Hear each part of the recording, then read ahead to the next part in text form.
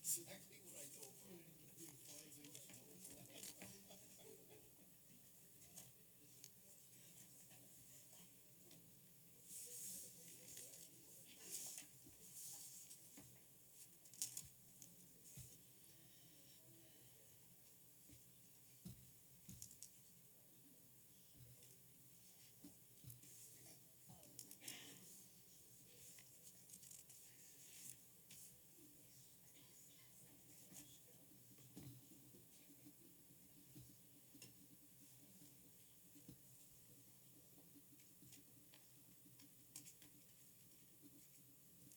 I think we're about have enough here. Good evening, everyone. Welcome to February 10th, 2025, City of Lilburn City Council meeting. I want to call this meeting to order. We are 100% present with all of our council members. And we have tonight with us special guests. We have Troop 504 from Lilburn who will lead us in the pledge to the flag. If you'll stand with me, please, as these gentlemen lead us.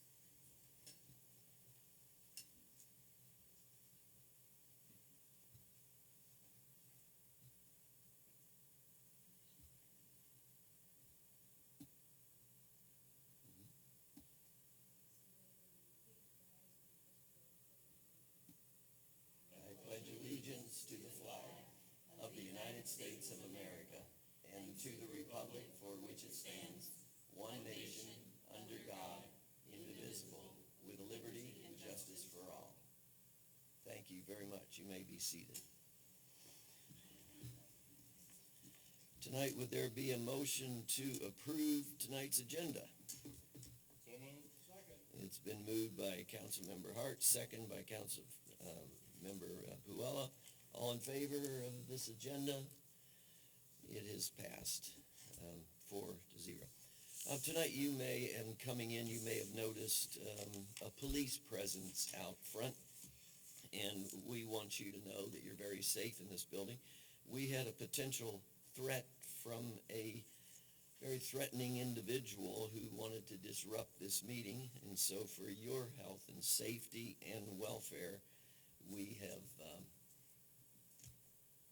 taken care of that. So this is a very safe place to be tonight, and we just want to have an orderly, wonderful meeting here.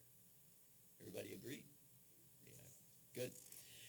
Our announcements is we have food trucks every Thursday, beginning at 11 till 8 at First and Main. We have a little pad down there. What did I say, Thursday? Every Tuesday, just like I was saying. The town hall meeting is next Monday night downstairs in the Preston room. I'll be leading that at 7 to 8:15. We have our DDA, our Downtown Development Authority meeting on February the 19th at 6:30 in the room right adjacent to me. The Planning Commission will be meeting on February 27th at 7 o'clock right here in the council chambers. And we have our annual Lilburn Parade for St. Patty's celebration on March the 8th at 10 o'clock to 2 o'clock in Lilburn City Park. A lot of fun. Oh, that's right. This year we put a car show in it, so that'll be in front of the bus in that parking lot, and that'll be huge fun. So make sure you come. I think we dress up dogs for that, don't we? Don't dogs wear green? It's a fun event. I would have asked for a motion for the approving the minutes of January 13th. It's been moved by Councilmember Puella, second by Councilmember Batterton. All in favor? No questions here. Good. It passed unanimously. Then for the City Council draft minutes for January 13, is there a motion to approve? So moved. Second. It's been moved by Councilmember Hart, second by Councilmember Batterton. Puella, any discussion on that? Hearing none. All in favor? Passes 4 votes to 0. We have a public hearing tonight scheduled, and that is for the approval of SUP 2025-01 with a special use permit or an SUP for an auto truck repair service. And we think it best to table this particular SUP till we get further information on the use of this particular space. So is there, and we'd like to do that to further review, is there a motion on SUP 2025-01? Motion to table by Batterton, second by Puella. Any further discussion? Hearing none, all in favor to table till next month, 30 days from today. It has been approved. Second on our agenda tonight is the approval of, this is a resolution 2025-02. This is a resolution to opt out of HB 581.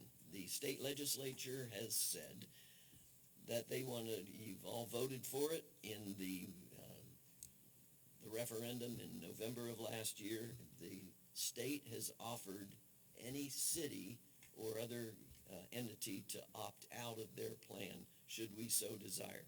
It was our mandate to have 3 public hearings. We had them, the final one this afternoon at 4 in this space, and we are now, Jenny, if our city manager, if you could give us just a little background of the reasons why the city of Lilburn may choose to opt out. Yes, sir. For the public in attendance tonight, the state legislature this session amended the Georgia Constitution, actually that's last session, allowing them to enact a statewide homestead exemption that applies to all cities, counties, and school districts unless the local jurisdiction opts out of the statewide homestead exemption after following a certain procedure.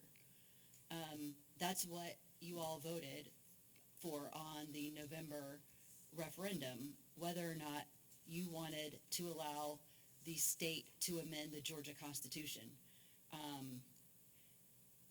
The Georgia Constitution was amended, setting in place a procedure by which the mayor and council could consider, have 3 public hearings prior to voting on a resolution to potentially opt out of this statewide floating homestead exemption. What we've learned through 3 public hearings and through a lot of internal discussion and dialogue is that the state is proposing a model, a one-size-fits-all model, and it doesn't work for Lilburn. And so we are suggesting that in order to better meet the needs of this community, that the mayor and council opt out of the statewide homestead exemption and then propose local legislation this year, this session, that will impose certain limitations and restrictions that are more valuable to the city of Lilburn. So that's where we are, Mayor. Is that a good summary? This is one of the most complex issues that the state has ever given the city to resolve, and so our staff has done an exemplary job of exploring the options. The city council, specifically council member Puella, has really jumped into this one and given us a lot of clear wisdom. And so I'm going to ask tonight for a motion. How would that be? And someone state what the motion would be. I would move that we as a council opt out of 581. There is a motion and a second for the city of Lilburn to opt out of HB 581. Discussion from the council? Good evening. I recognize that this is truly a very complex bill, and it's something that will dramatically affect our city forevermore. So, but it's also something that I heard a lot about going door to door when I campaigned in fall of 2023, and how those on fixed incomes really couldn't afford these property tax increases that they didn't know what was coming, and who can budget for 49% increase in their property taxes if they are on fixed incomes. So this is something that really affects a lot of Lilburn residents, and I saw the November election as really a mandate for what residents want. I understand the concern about home rule and overstepping, but I think that this is something that residents would benefit from, and thus I'm going to vote to opt in. Any other comments? I would want the citizens of this community to know that we are very tax adverse. We have not raised any taxes, any millage rate in over a decade.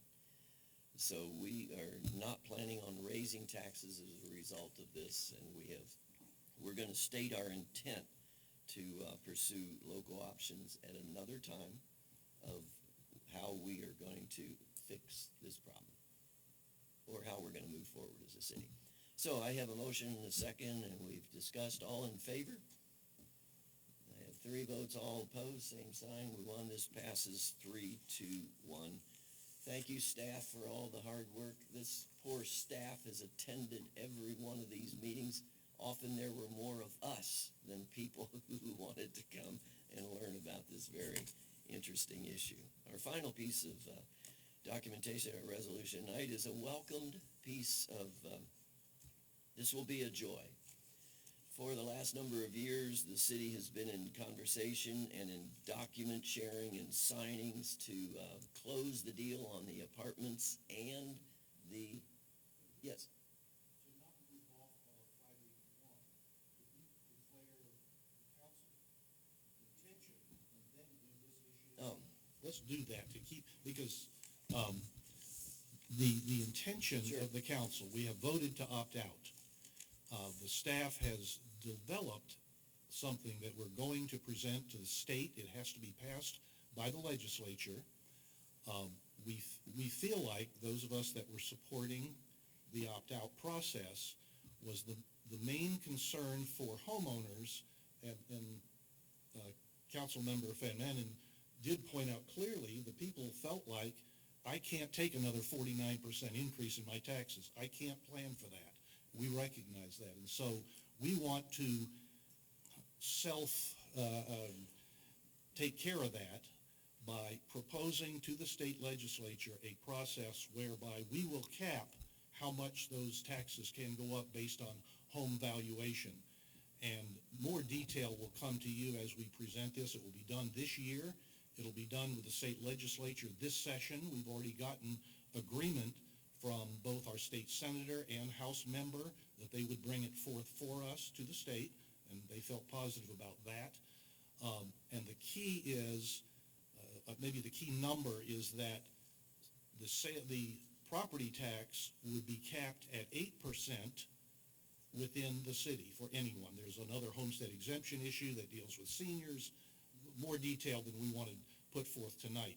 But the key issue being that we plan to self-govern in a way that will also, I feel, give homeowners a sense of safety in that they won't see 20, 30, 40% increase in any year and would in fact be capped at 8% or less, depending on real house evaluation.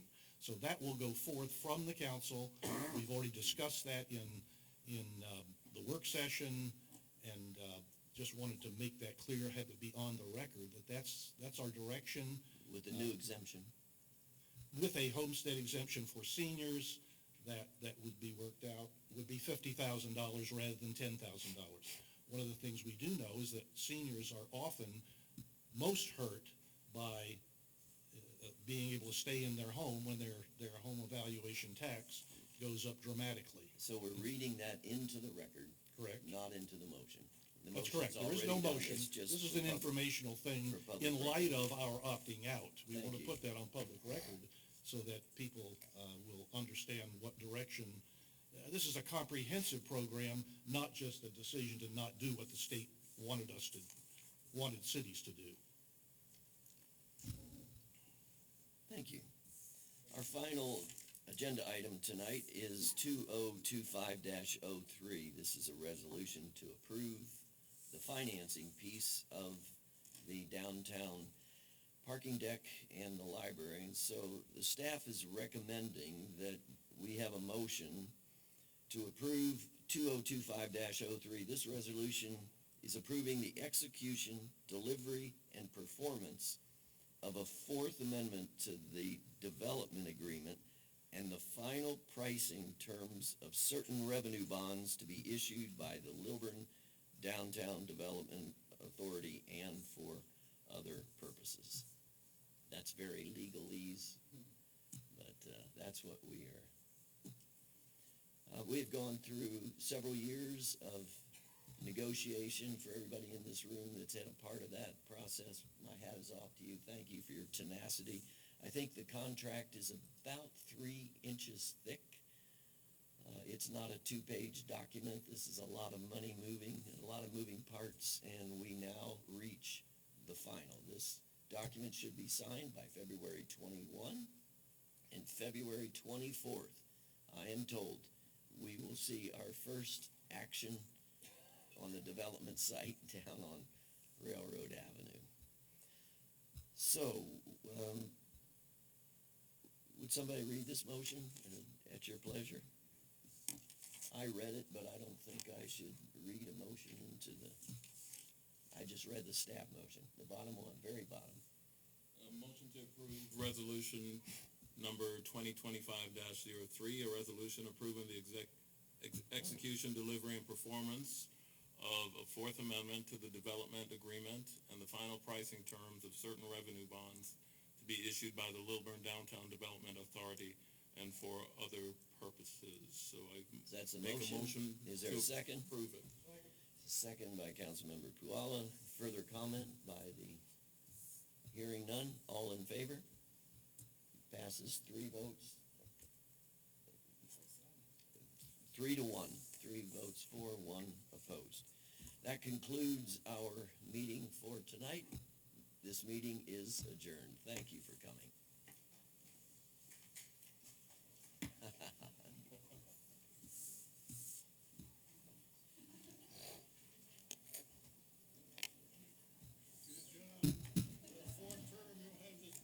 I should be. Thought about you this week. We were at the Supreme Court building.